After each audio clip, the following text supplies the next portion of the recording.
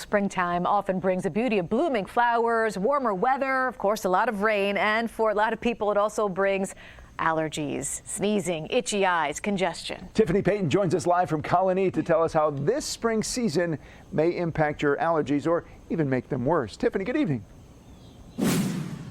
Yeah, good evening, Mark and Sabrina. Today it's raining, so it's a lower level of pollen out today. But when this rain washes out and we get that sun, that's when those pollen levels shoot back up, and that's when those allergies can flare up. So I talked with a local allergist who explained how that sudden change of weather can impact many of us.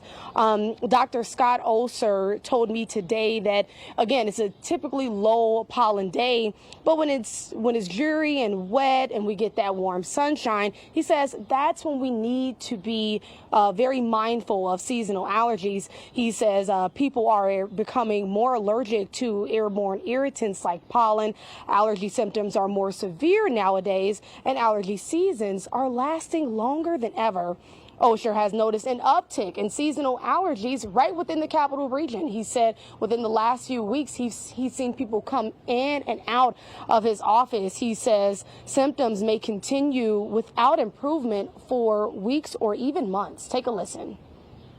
There is generally a trend in worse seasonal allergies than there were years ago when I first started practice. Tree pollen is going to be around for the next 6-8 weeks. So you're going to have bothersome symptoms as long as tree pollen's around for the next couple months.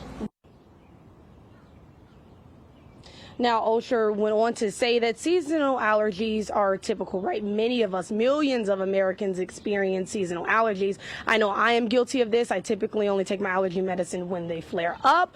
But Dr. Osher says that's exactly what you don't want to do. He says you want to take your over-the-counter allergy medicine throughout the year, so when they flare up, those symptoms are not as severe. For now, we are live in Colony. Tiffany Payton, News Channel 13. Mark and Sabrina, back to you. Tiffany, thank you, and take your medicine, all right? That's good advice.